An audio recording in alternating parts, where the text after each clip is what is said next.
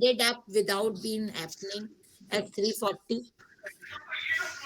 कल की क्लास नहीं हुई थी? मैम हुई तो थी, ली तो थी आपने। 4:40 पे खत्म हुई है। Yes ma'am. So, who were those students who said that the class ended at 3:40? It started late, but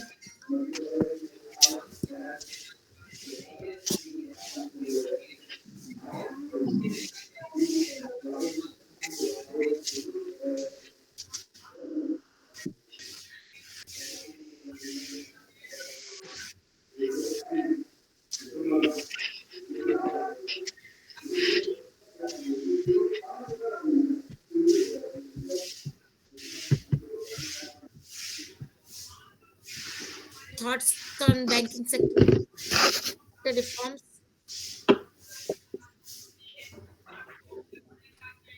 Say yes or no.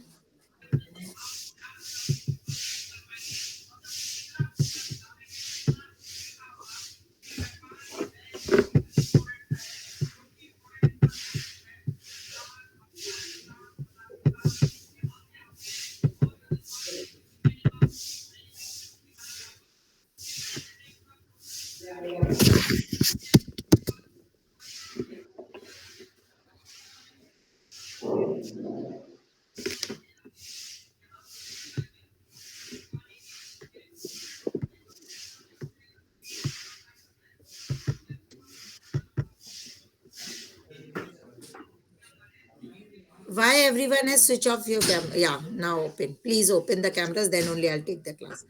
Have any idea about banking sector reforms? It is the major reform that redefines India and defines India. Have any idea? It first nationalized in July 1969. Before that, what were the things which were governing banking act and reforms? 1935. Hmm?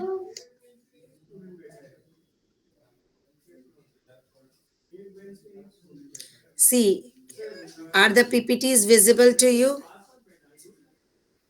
No, ma'am. Yes, ma'am. Yes, ma'am. Yes. Hope it is visible. And I'm switching off my camera so that you all can get the data more for you all.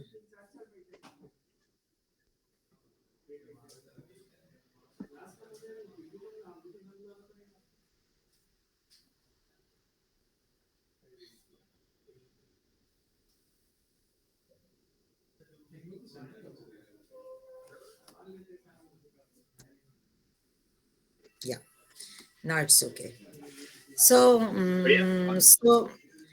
you know that banking acts and reforms in 1960, the first time we thought of banking acts and reforms. So that was for Society Registration Act. So the first and the foremost thing which came into existence was Society Registration Act, and accordingly, in 1869 the banks were nationalized. Then in 1981 came Negotiable Instrumental Act for banks. Then 1882 Indian Trust Act. These are very important acts. Then 1990 were the Bankers Book Evidence Act. 1999 Indian Stamp Act, and 1912 we have, so these are from 1800, sorry, and in 1912 we have Cooperative Society Act.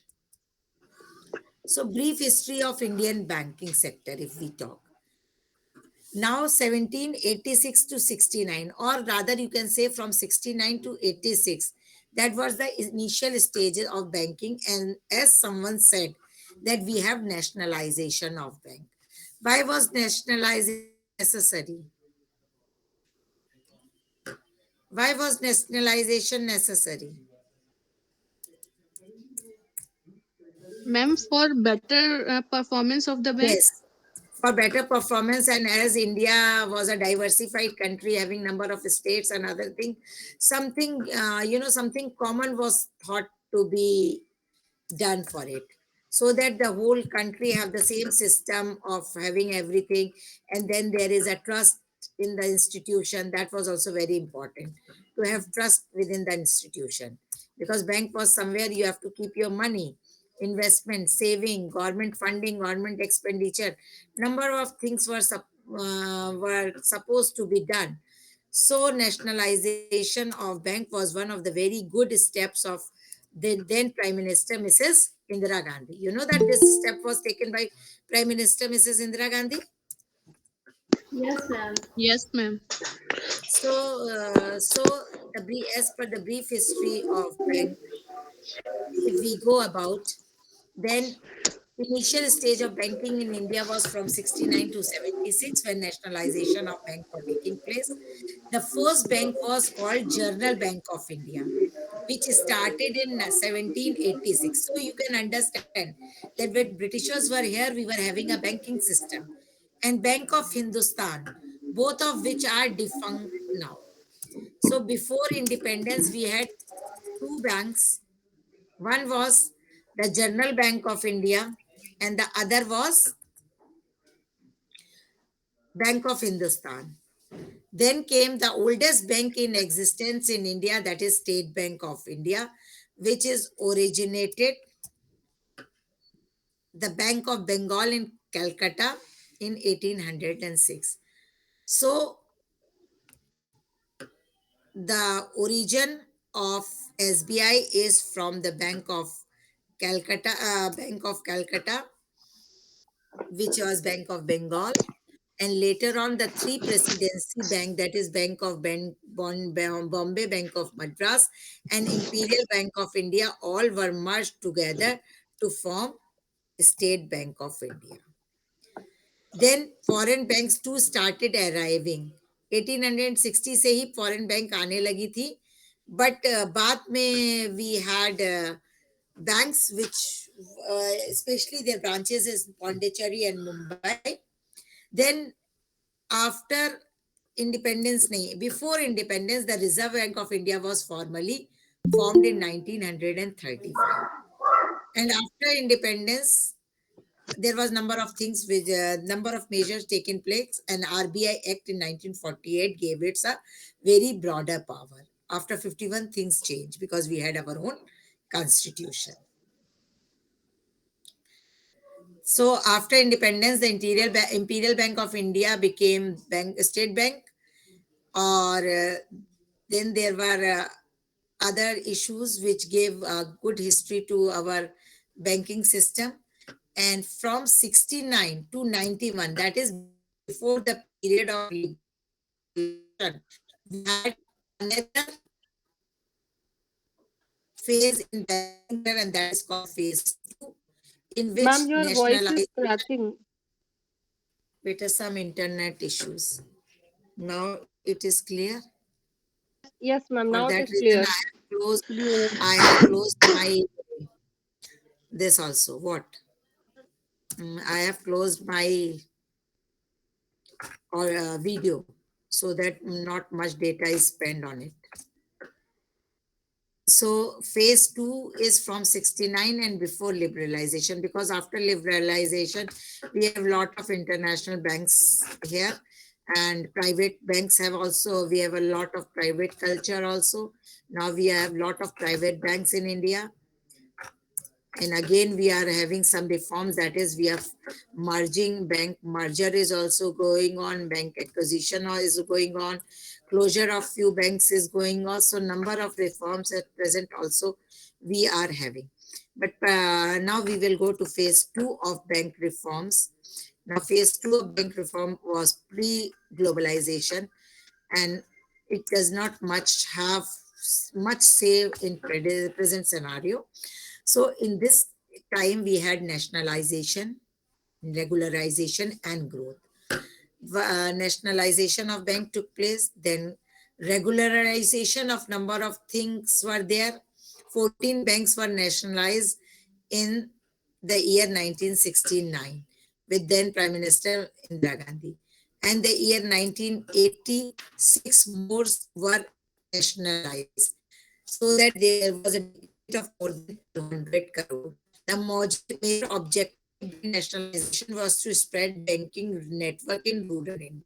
सबसे बड़ी problem rural India में trust की थी, और trust तभी आता है जब कोई भी सिस्टम इंस्टीट्यूशन पब्लिक सेक्टर के पास होता है या गवर्नमेंट के पास होता है. So nationalisation was one such step कि हम इसको नेशनलाइज करेंगे, लोगों में विश्वास जगाएंगे, and it will be penetrated towards rural banking.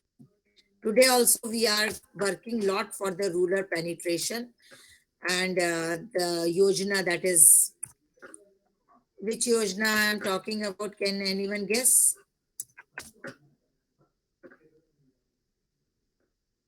We have lot of Jan Dhan accounts. मुद्रा योजना तो है ही, और जन धन योजना क्या थी? जनधन योजना Minister में Jan Dhan, जीरो बैलेंस पर अकाउंट खुलना, और मैम yes, ये फाइनेंशियल किसमें इंक्लूजन किया गया था? Financial GS inclusion, very good. Account financial 1 lakh का इंक्लूजन इंश्योरेंस कवर। कॉज.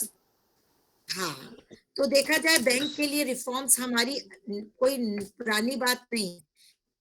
ये हम पुरानी नई बात नहीं है, ये हम बहुत पुराने स्टेज से कर रहे हैं, और मोटिव भी एक ही है कि या तो रूरल पॉपुलेशन इस गैमेट में आ जाए, आपके पास एटलीस्ट एक बैंक अकाउंट हो.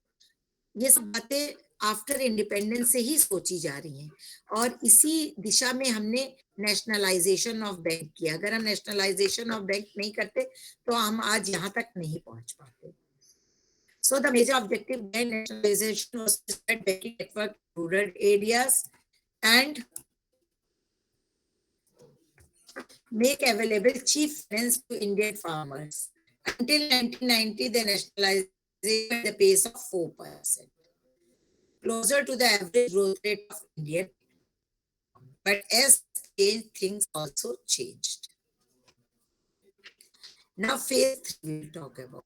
Phase 3 was after liberalization. What change you visualize you saw in banking after liberalization? 1990 banking sector क्या change हुआ?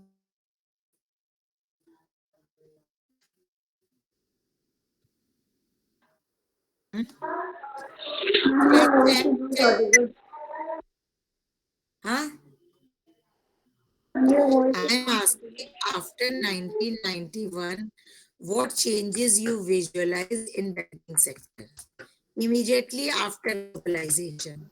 मैम आरबीआई को रेगुलेटर से फैसिलिटेटर जो है वो बना दिया गया था. प्राइवेट जो भी सेक्टर्स थे उनको बैंक सेटअप करने की परमिशन दे दी गई थी अंडर सम रेस्ट्रिक्शंस, और जो है काफी जो है रिलैक्सेशंस जो है वो प्रोवाइड किए गए थे उन लोगों को कि वो एक्सपेंशन कर सकते हैं.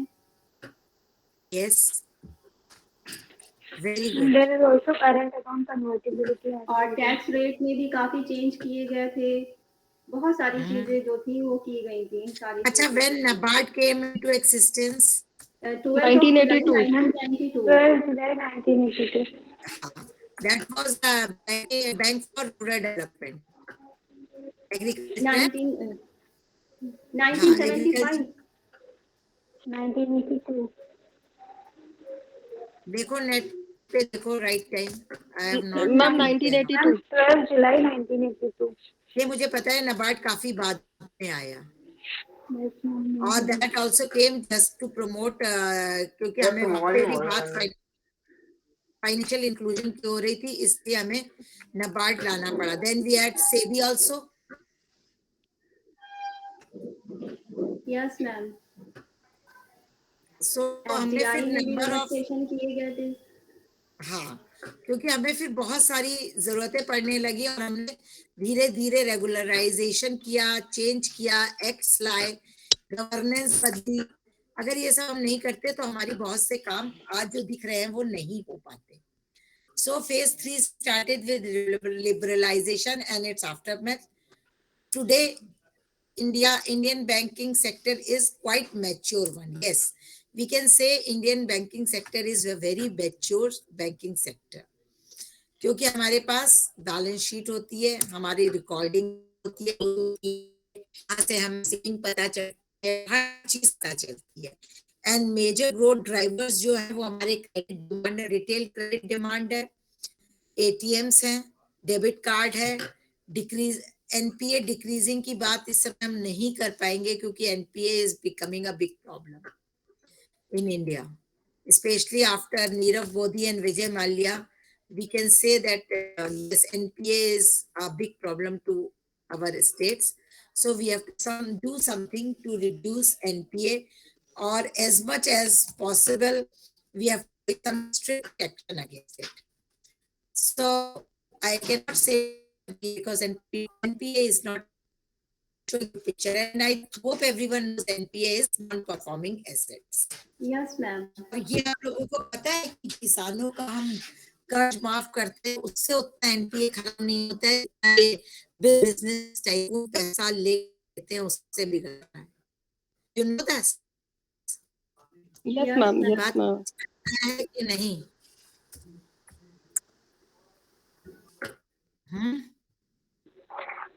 Are you all aware of this? Yes, ma'am.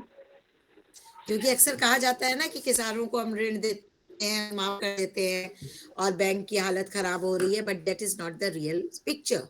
Yes ma'am. The picture is entirely different. Reality में तो उन लोगों Yes. के पास तो उतना पहुंच ही नहीं पाता लोन, क्योंकि उन लोगों के पास सिक्योरिटीज जो है वो नहीं होती हैं। दिया तो इन लोगों को जाता है, बैंक देने के लिए तैयार होती है, हर कागज नहीं होते हैं, फिर वो लेते भी बहुत माइनर लोन है। Yes ma'am. 1 लाख किसान मिलकर अगर लोन लेंगे तो ज्यादा वो 500 या 1000 रुपए का लोन होता है। 1 लाख लोग अगर 500 लिए तो कितना हुआ पैसा?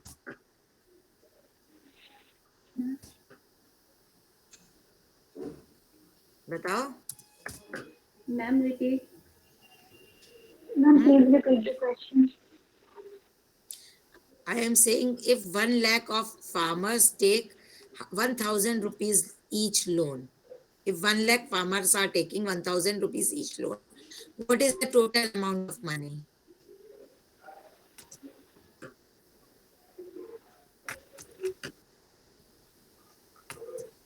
Ma'am, 10 crores maybe. 10 करोड़ का। और विजय माल्या, नीरव मोदी सब ने बताया कितने lakh crore. Yes, ma'am. This is what I want to show. This is, you know, whenever you do research, you can have a very good contrast match of this, that how much people are taking, those who are Ma'am, high corporate debt. Ma'am, high corporate debt is one of the balance sheet problem of banks. yes, this is one of the biggest issue which we have to cater, and we have to think in this manner. तो आजकल क्या बात हो रही है? Amalgamation of banks की बात चल रही है। Number of banks are merging together to make one bank. Now if we talk of RBI, which is the apex institution or head, so all the policy formulation is done from there. It works on our monetary policy as well as our physical policy.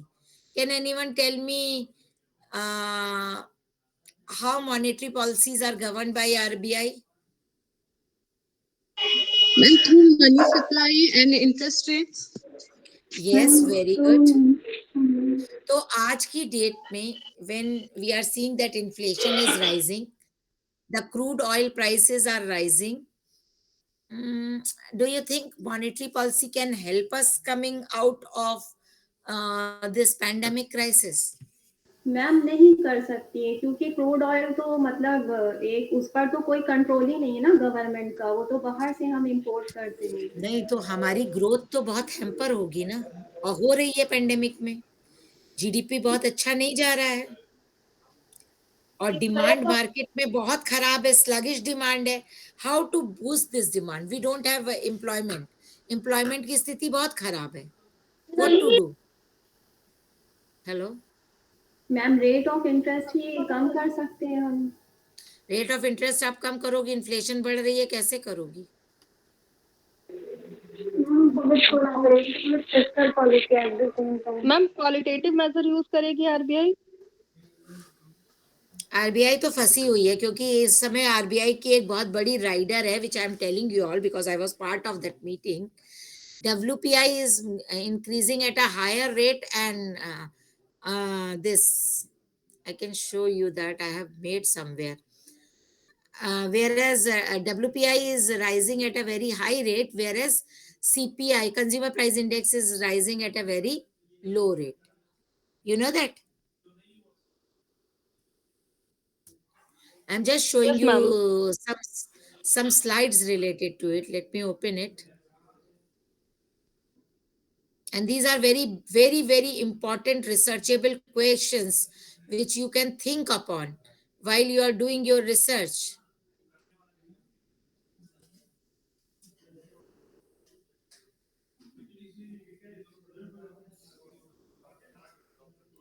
See, this is what is the biggest query for RBI. Can you see the slide? Yes, ma'am.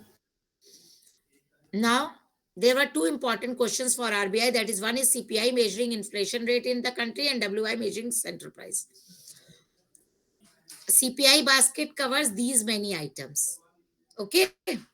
CPI items are lesser, more than WPI. Whereas WPI covers from manufacturing, primary, fuel, etc. Now the situation is this. In past the situation was, ये situation independence से चली आ रही है. What I am telling you in graph is 2021 से पहले यही situation थी. That is WPI नीचे रहता था और CPI ऊपर रहता था. लेकिन पास्ट कुछ महीनों से या एक साल से we are visualizing a phenomena in which WPI is increasing and increasing at an increasing rate, whereas CPI is increasing but at a decreasing rate, and the gap between two is not minimizing. Can anyone tell me why? Even RBI is searching for this answer.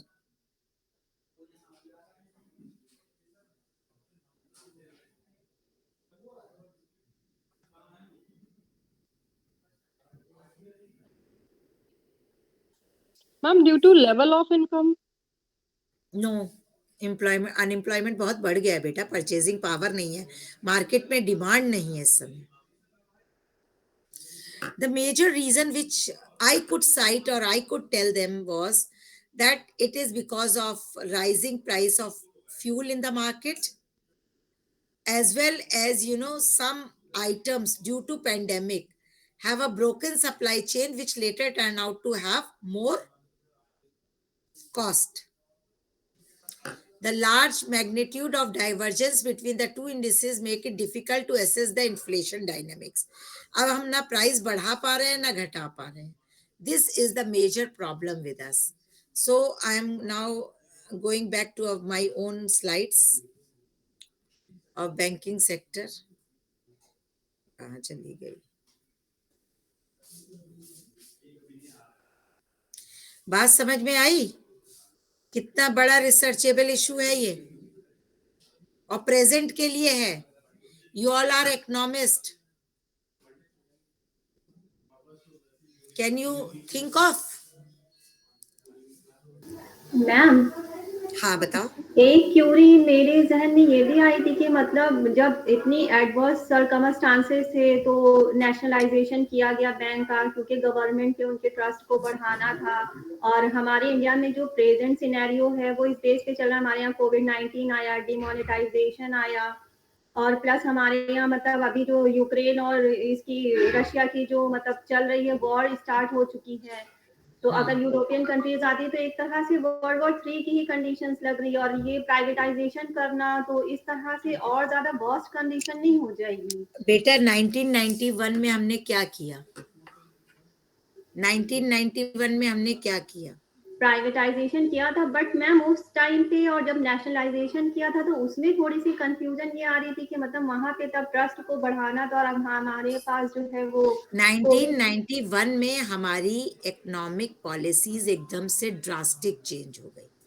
There was a U turn from independence. Okay, जब कोई चीज नई adopt की जाती है तो वो एकदम तेजी से अडॉप्ट नहीं होती है। फिर भी उन्होंने उस समय में, yesterday when we talked that out of 18 industries only 8 were left and rest all were privatized, यानी मेजर सेक्टर तो हमने तब प्राइवेटाइज कर दिया, हम तो फिर माइनर पे ही रह गए। और धीरे धीरे ही वो हम प्राइवेटाइजेशन ही कर रहे हैं धीरे धीरे। अब ये आया कि और उससे ऊपर के जो 6 यूनिट थे, जो 8 बचे यूनिट है, like Indian railway, Indian transport, aviation, ये इस तरह के जो यूनिट्स बचे थे, अब हम धीरे धीरे उन्हीं को तो प्राइवेटाइज कर रहे हैं। जो पहले हमको प्राइवेटाइज करना था, that privatisation has been done. मैं जस्ट आधा घंटे बाद बात करूं, आधा घंटा क्लास चल रहा है, आधा घंटा रुक जाओ।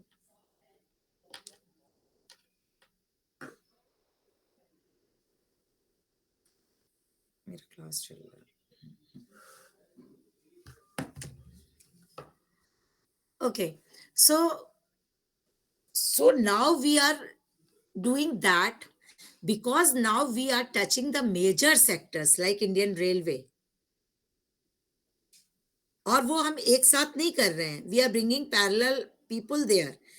अभी हमने 4 एयरपोर्ट्स किए, और ये सब करने की जरूरत हमें क्यों पड़ रही है? आज क्रूड के ऑयल की बात देखी जाए तो $100 अ बैरल इंटरनेशनल प्राइस है।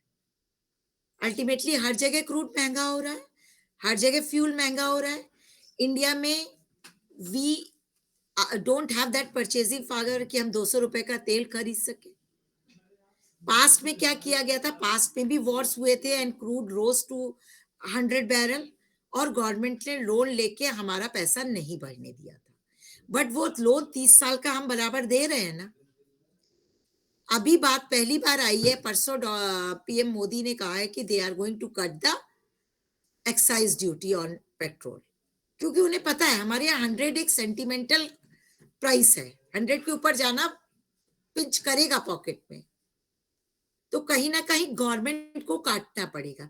पेंडेमिक के इतनी सारी आपने फ्रीबीज दी, from where it comes? From the pocket of 2% of the people who are paying tax. How many people pay tax in India? The basket, it is showing that we are getting income tax from 6 point some percentage. But out of 6 point some percentage, 3% of the people are those who don't pay tax. But they are under the gamut of taxpayer. But their income is very low. Maybe 4 to 5 lakhs per annum.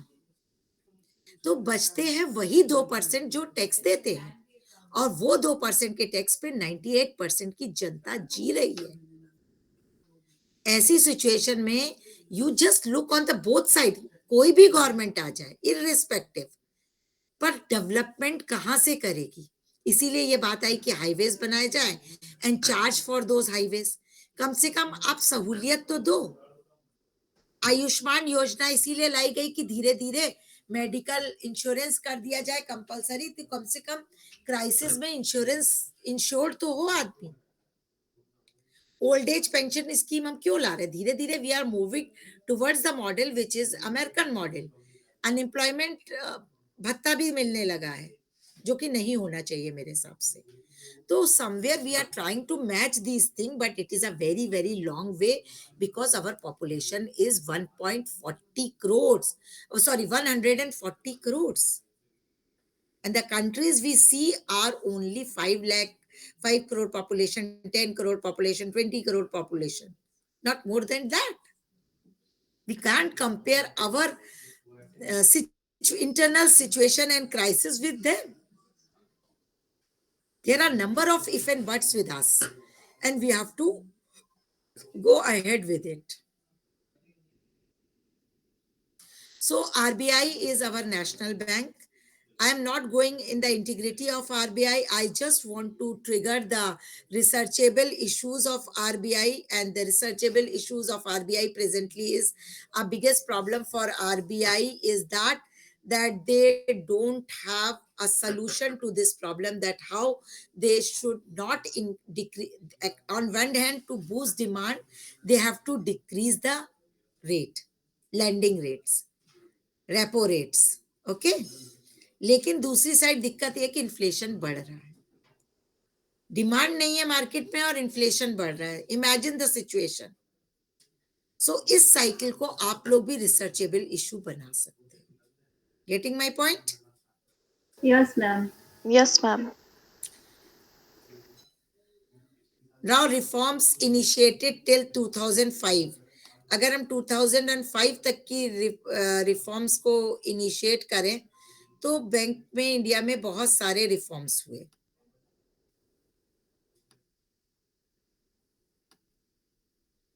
और उनके हिसाब से चीजें कहाँ stand करती है. Let us give a one look. Liquidity ratio पे काम हुआ, कैश रिजर्व रेशो पे काम हुआ, डीरेगुलेशन ऑफ इंटरेस्ट रेट हुआ. पहले इंटरेस्ट रेट गवर्न होते थे, अब मार्केट को देख के अप डाउन होते हैं. Adoption of uniform accounting practice हुआ. 31 को सबकी बैलेंस शीट सबमिट हो जाती है. ट्रांसपेरेंसी के लिए हमारा आईटी आया. इंटरनेट बैंकिंग हुई. रिस्ट्रक्चरिंग ऑफ बैंकिंग सिस्टम हुआ. आज public sector and private sector bank में एफिशिएंसी बहुत ज्यादा बढ़ गई है. बढ़ी है कि नहीं? Yes, ma'am. 8 to 10 national banks हो गई हैं, लोकल बैंक्स हैं, रूरल बैंक्स हैं. So there are number of type of banks. Liberalisation policies हैं, rationalisation of foreign operations for Indian banks है, इसी तरह फॉरेन बैंक्स इन इंडिया है. ये सारी चीजें, this is a big drastic change which is happening in India and I think everyone is quite aware of. Do you have any say on it? Do you want to give me some suggestion or measure from the point of view of research? Ma'am एक चीज, ma'am जितनी भी policies है सब मतलब long time को लेकर के बनाई, और कीन्स कहते थे कि लॉन्ग टाइम में तो हम सब मर ही जाते हैं. हम लोग तो तब रहेंगे ही नहीं ना. Beta, when you make a policy or when you run a country, you cannot think of in a very small way. एक आदमी का इंटरेस्ट नहीं देखा जाता है. घर का मुखिया अपना इंटरेस्ट देखता है कि पूरे घर का. ज्वाइंट फैमिली जब होती है तो आप देखो ज्वाइंट फैमिली में ज्यादा किचकिच होने का कारण क्या होता है. एक आदमी ज्यादा अर्न करता है, एक आदमी कम करता है. जो ज्यादा अर्न करता है उससे बहुत ज्यादा एक्सपेक्टेशन होती है और इसलिए ज्वाइंट फैमिली में किचकिच होती है. पर घर का जो मुखिया होता है वो इंटरेस्ट सबका देखता है. जो नहीं कमाता है उसको भी रोटी देता है. कायदा तो ये कहता है कि जिसने नहीं कमाया उसको रोटी नहीं मिलनी चाहिए, लेकिन ऐसा नहीं होता है. ऐसा होता है? नो मैम, ऐसा नहीं होता है. वो तो सबके लिए तो when you run a nation the situation is same. गरीब आदमी कंट्रीब्यूट नहीं कर रहा है नेशनल जीडीपी को बढ़ाने में, पर क्या हम उसे भूखा रखेंगे? If a person is born, then he has a right. If he is a citizen of India, he has a right for roti, kapda और मकान, जिसको देना इस गवर्नमेंट ने कॉन्स्टिट्यूशन में करार किया है कि सबको रोटी, कपड़ा और मकान मिलना चाहिए. मिला नहीं अलग बात है, मिलना चाहिए इज अ बिगेस्ट थिंग. तो हम मर जाते हैं या नहीं करते हैं, that is a very different thing. But major issue is कि हम कैसे इन चीजों को लेके आगे बढ़े. आरबीआई की पॉलिसी, सारी पॉलिसीज यही होती हैं कि होलिस्टिक डेवलपमेंट हो. आरबीआई चाहे तो कभी भी मॉनेटरी पॉलिसी के तहत नोट छाप सकती है, नहीं छापती है ना. मैम. यस मैम, नहीं नोट छाप छापने का मतलब है इन्फ्लेशन बढ़ा देना. मनी इन सर्कुलेशन बढ़ेगा, इन्फ्लेशन बढ़ेगा. Can a country like India go for very high inflation? Even the inflation of No. 6 we are considering to be very high. So there are so many issues which are looked upon. It is not one single factor that is taken care of. अब बात करते हैं हम सबसे ज्यादा चर्चित prime minister Jan Dhan योजना की. Do you think that Prime Minister Jandan Yojana was a success or a failure? Failure. हम 60% को तो ले आए थे, मतलब बैंक अकाउंट तो हो चुके थे। मैम अगर न्यूज पेपर में जो देखा था तो उसके अकॉर्डिंग तो मतलब 60% को कवर किया जिनके अकाउंट नहीं था। it is moderately successful. Ma'am अगर पैंडेमिक की सिचुएशन को देखें तो जनधन अकाउंट योजना इज मॉडरेटली सक्सेसफुल बिकॉज जो डायरेक्ट बेनिफिट ट्रांसफर गवर्नमेंट ने किया है वो जनधन अकाउंट की वजह से ही सक्सेसफुल हो पाया I believe. Very good. So I have a mixed reaction, and all reaction are true because Jan Dhan Yojana, when it started, it did not pick well because people opened the account, but the actual account became dormant. Account खुल तो गए पर operations नहीं हुए, और उसके ना होने के कारण भी है। एक रिक्शे वाले का आपने अकाउंट खोल दिया, वो दिन भर में 200 रुपए 400 रुपए कमा रहा है, वो महीने भर में कितना डाल पाएगा? 1000 1200, ज्यादा से ज्यादा। तो there are problems with Jan Dhan account, but yes, during pandemic, as someone said, this was a boon. Second thing, whatever subsidies we are giving, we are directly giving to these accounts. सो एक तरह से फाइनेंशियल इंक्लूजन को ensure हम कर रहे हैं। बात समझ रही हो?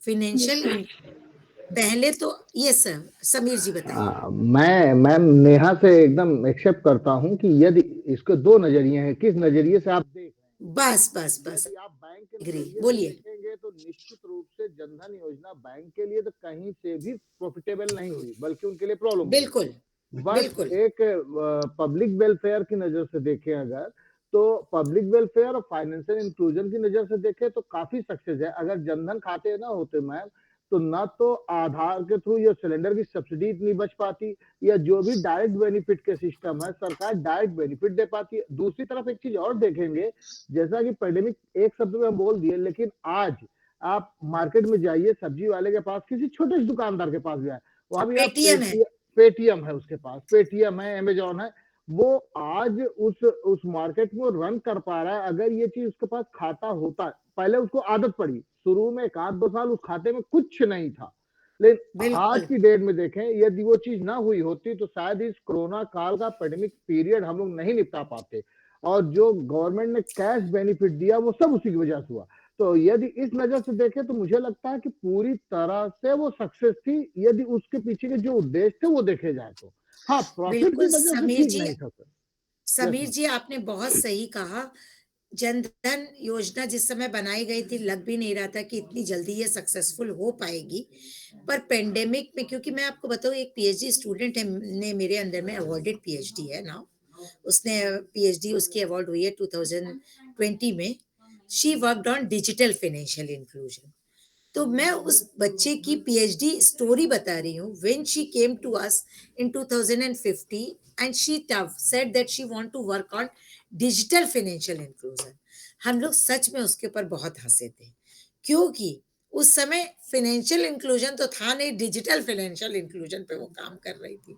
हम लोग ने कहा जिसने अकाउंट खोला है वो खोल जाके ऑपरेट तो करता नहीं है, और तुम बात कर रही हो पेटीएम और स्मॉल फाइनेंस बैंक और इन सब की। लेकिन वो लड़की बहुत एडमेंट थी, उस लड़की ने कहा हम करेंगे, and you won't believe, before pandemic उसने पीएचडी कर लिया। आज तो मैं चाह रही हूँ कि एक और पीएचडी इस दिशा में कराऊं और उस समय का डेटा और इस समय के डेटे को केवल कंपेयर करूं। बहुत ड्रास्टिक चेंज आया है। That time data collection was a herculean task for us. हम लोग क्या करते थे, पेमेंट बैंक्स के आगे खड़े होके जो छोटे छोटे ऑपरेट करने, किसी तरह उनसे डेटा कलेक्ट कर रहे थे फाइनेंशियल इंक्लूजन का। और सबसे बड़ी प्रॉब्लम इंडिया में आई कि हम फाइनेंशियल इंक्लूजन की बात कर रहे हैं, डिजिटल फाइनेंशियल इंक्लूजन की बात कर रहे हैं, बट इंडिया में डिजिटल लिटरेसी ही नहीं है, या देखा जाए फाइनेंशियल लिटरेसी नहीं है। ये जो बीसीजी मॉडल्स बन रहे हैं गांव गांव में, बीसीजी बैंक के मॉडल्स बन रहे हैं ना, घर घर जाके समझाना कि कैसे खाते को देखो, ऑपरेट करो, बहुत सारी चीजें हो रही है ना। वो इसलिए हो रही है क्योंकि हमारी कंट्री में, अगर आप रिसर्च के पॉइंट ऑफ व्यू से मुझसे बात करना चाहेंगे, तो ना तो फाइनेंशियल लिटरेसी है ना डिजिटल लिटरेसी है। और जब तक ये दो लिटरेसी नहीं आएंगी, हम कैसे इन सब कामों को कर सकते हैं? एक गांव का बंदा खुद अपना अकाउंट ऑपरेट नहीं करता है, वो बैंक जाता है, पूछ पूछ के काम करके आता है। वो गांव बैंक जाने से आज भी डरता है। मोबाइल नंबर वो इसलिए किसी को नहीं देना चाहता, उसको डर है उसके खाते से पैसा ना निकल जाए, because these days mobile numbers are linked with Jan Dhan accounts. हम लोग ने कितनी जगह सर्वे किया, वहां पे ये निकल के आया कि हम लोग का अकाउंट जुड़ गया है मोबाइल से, अब बहनी मोबाइल चलाना मुश्किल लग रहा है क्योंकि पैसा निकल जाएगा। Can you imagine? This is the situation and the mindset. Unless कोई भी पॉलिसी लाना, उसको इम्प्लीमेंट करना एंड आफ्टर दैट उसको अडॉप्ट कराना इज वेरी टफ। अगर कोई भी पॉलिसी शुरू के 4-5 साल में 50% अडॉप्ट हो जाती है ना सोशल लेवल पे, तो उसको सक्सेस बोलते हैं। और आज तो पेंडेमिक ने हमें इसको 80% सक्सेसफुल कर दिया। तो जनधन योजना, digital financial inclusion, financial literacy, digital literacy, these are very upcoming topics of research. लग रहा है आप लोगों को कि नहीं लग रहा है?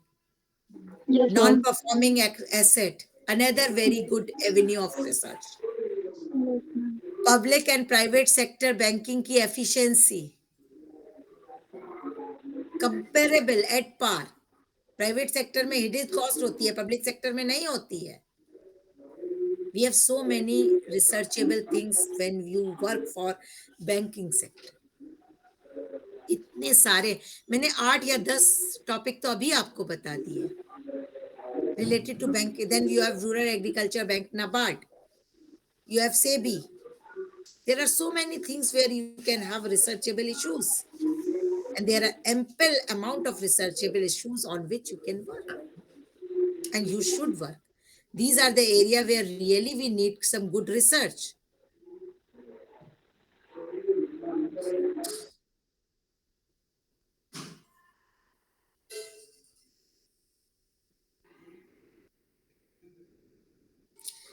Another area फाइनेंशियल रिफॉर्म्स की जब अगर हम बात करें तो आप देखिए कितना है हमारे पास।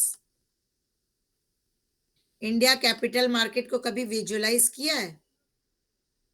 Can you see the PPTs? Yes, ma'am. Yes, ma'am.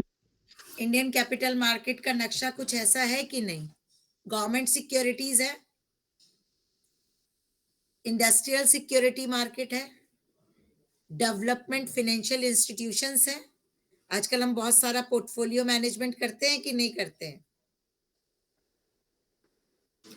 Financial intermediaries है, न्यू इश्यूज मार्केट है, ओल्ड इश्यूज मार्केट है। न्यू इश्यूज मार्केट में बहुत सारी चीजें हैं। ओल्ड इश्यूज मार्केट में देखो क्या क्या है। IFCI, ICICI, SFCs, IDBI, IIBI, UTI और बहुत सारी चीजें which I have not named. Merchant banks है, म्यूचुअल बैंक्स है, लीजिंग कंपनीज है, वेंचर कैपिटल्स है and other. Isn't it these are so many arenas where we have ample amount of work?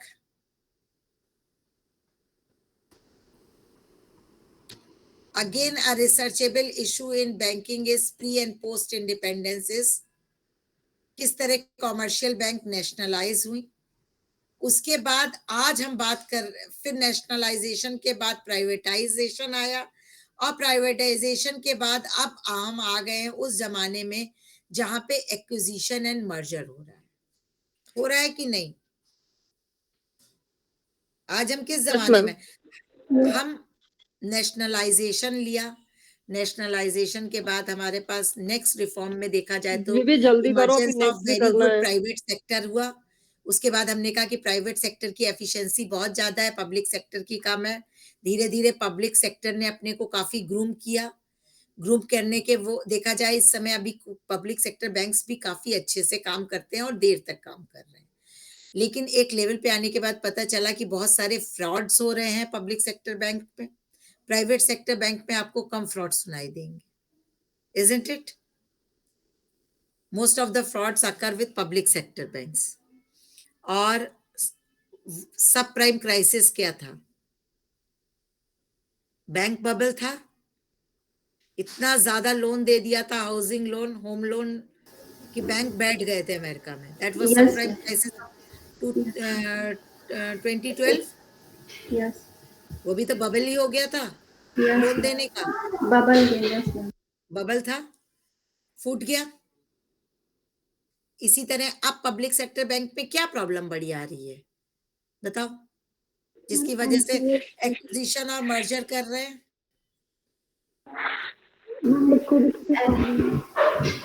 क्या बोल रही है, सुनाई नहीं दे रहा। NPA, ma'am. Ma'am non Yes. Performing assets बढ़ रहे हैं। Non performing assets public sector bank की गले की हड्डी हो रही है।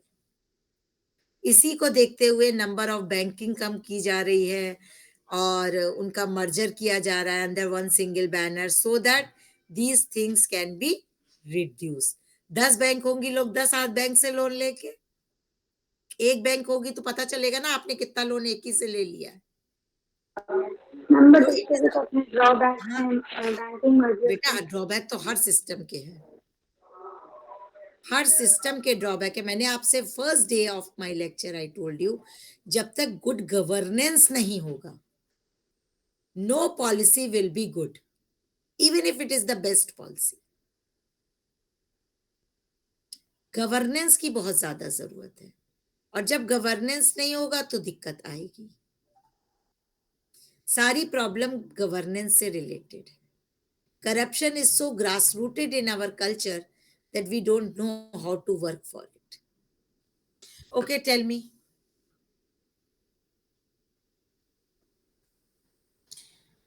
So with this, all the part of your syllabus is over. Any query or question from your side, you all can discuss with me.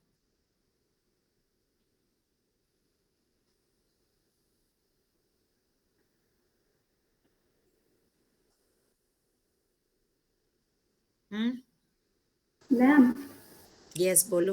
Ma'am अभी जिस तरह से मतलब डिजिटल जो इंक्लूजन हो रहा है, फाइनेंशियल इंक्लूजन हो रहा है, बैंक का सारी चीज़ें मतलब इंटरनेट पे बेस है, पहले इस तरह से नहीं थी। तो पहले भी बैंक फेल हुए, तो अब बैंक फेल की सिचुएशंस किस तरह से हो सकती है, नहीं हो सकती है? क्या बेटा, फिर से पार्डन मी।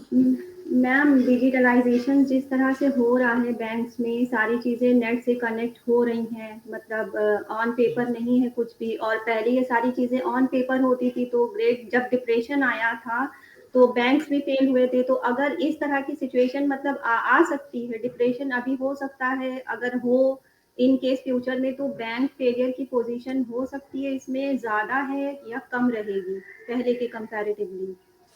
बेटा देखो, हर सिस्टम के अपने फायदे और नुकसान हैं, ठीक है।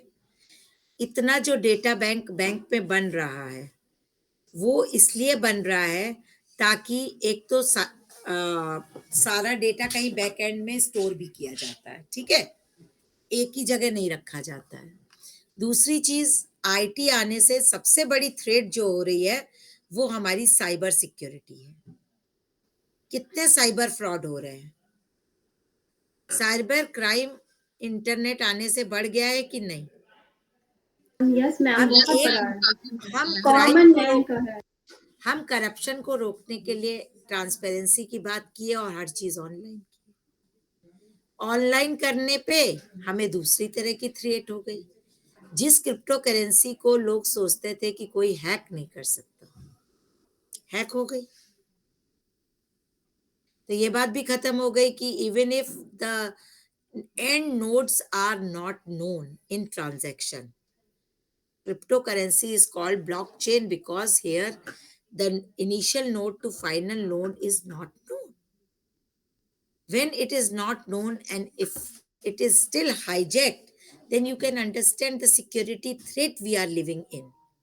No data in today's scenario is private. It is public. तो कहीं पे अगर ये स्थिति है तो आप कैसे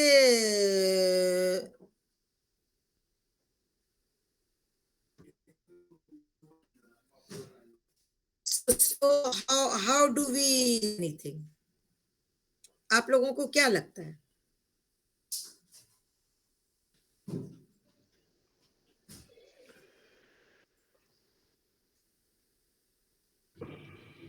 मैम इस ढंग की प्रॉब्लम तो आएंगी ही। जब भी कोई नई तकनीक आएगी तो शुरुआत में निश्चित रूप से उससे आदमी बचता है, लेकिन आगे चल करके तो चीजें होती हैं। लेकिन ये इश्यू तो नहीं होना चाहिए कि इसकी वजह से चीजें ना बने।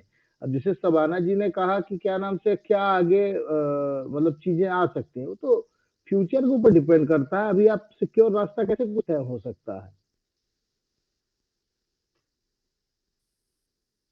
मैम हैंग हो गया मैम का लगता है।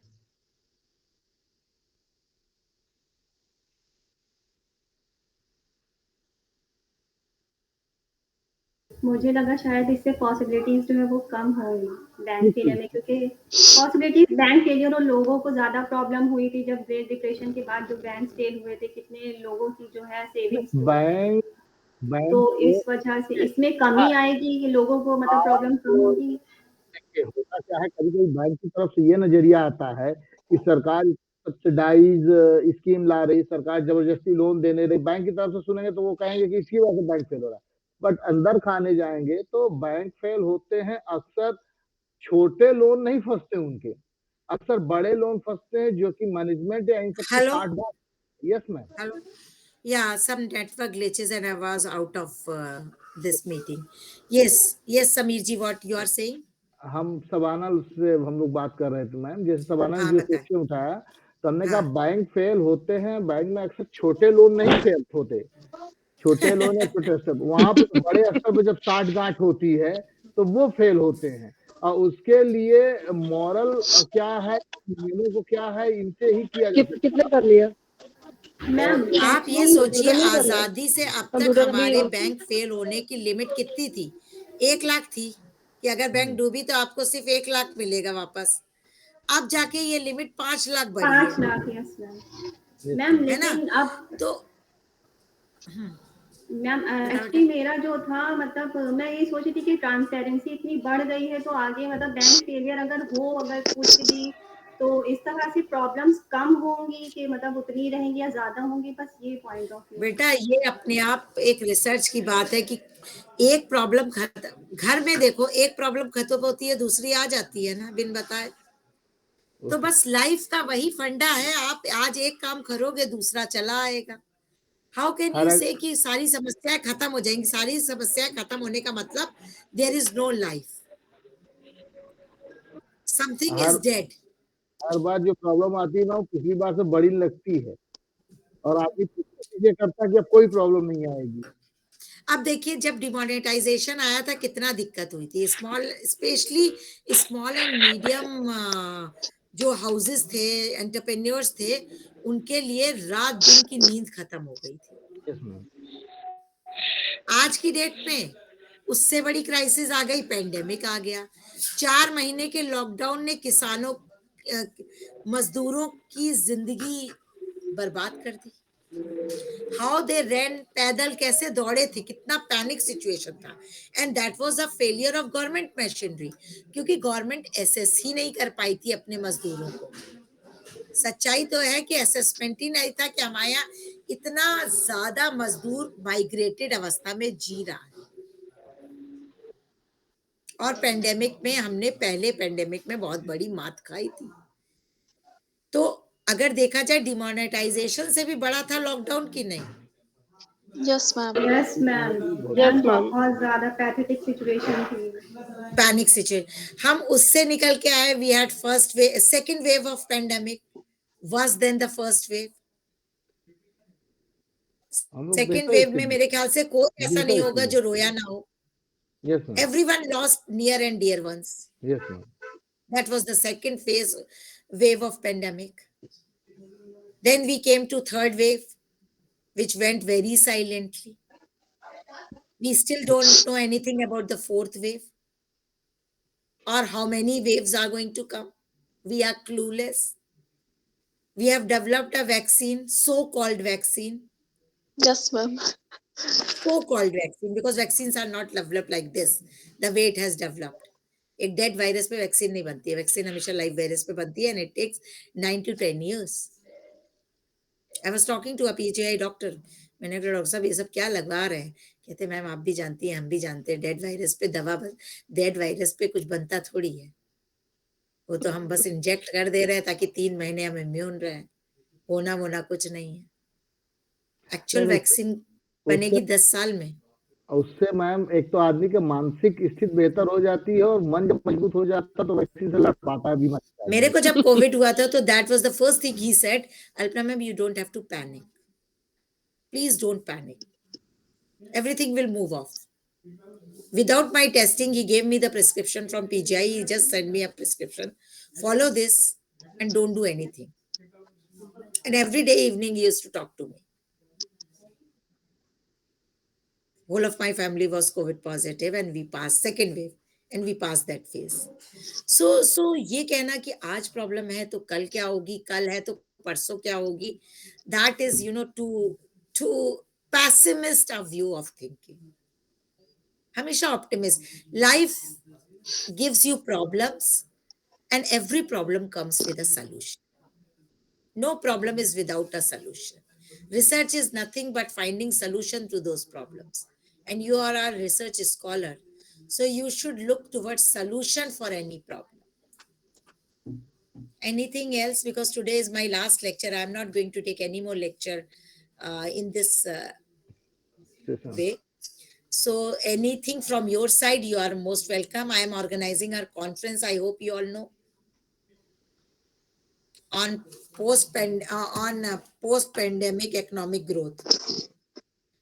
शरद जी को पता है, देख लीजिएगा, अभी भी टाइम है, आप लोग चाहे तो अपडेट, आप लोग चाहे तो वो कर लीजिए रजिस्टर. मैम यदि ग्रुप पे लिंक आ जाता तो हम लोग देख लेते. कब है मैम? आप अपना नंबर बोलिए, हम आपको दे दे तो बाकी लोगों को हो जाएगा. आप अपना व्हाट्सएप नंबर बोलिए. 9889 9889 44 44 6009. क्या कर रही हैं दीदी? 6009. It is offline come online. आप अपना नाम बता दें. समीर गुप्ता. समीर कुमार गुप्ता. समीर जी, आप कहाँ एफिलिएटेड हैं? मैं मैम इस समय कानपुर यूनिवर्सिटी से एफिलिएटेड हूँ फर्रुखाबाद में, भारतीय महाविद्यालय फर्रुखाबाद.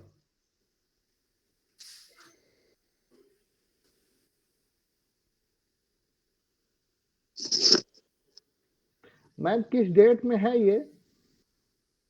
4/5. 4/5 Friday Saturday. यस. दिन तो हम लोग की क्लास चलेगी मैम. कब से क्या बजे तक होगा वो? सुबह से शाम तक. सुबह से शाम तक. मैम ऑनलाइन मोड होगा? दोनों मोड होंगे. इसलिए और कर दे दोनों मोड, से खत्म कर देंगे, सिर्फ ऑफलाइन रखेंगे.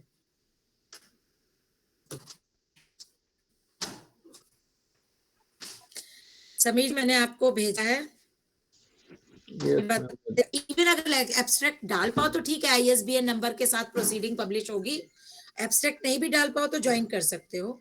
The title is challenges in post pandemic economic growth. The tracks are financial challenges in post pandemic economic growth, that is first track. Second track is structural changes in post pandemic economic growth. Third is health challenges in post pandemic growth, agriculture challenges, and last is sustainability. उसके बाद सब headings है. ठीक है? Yes ma'am.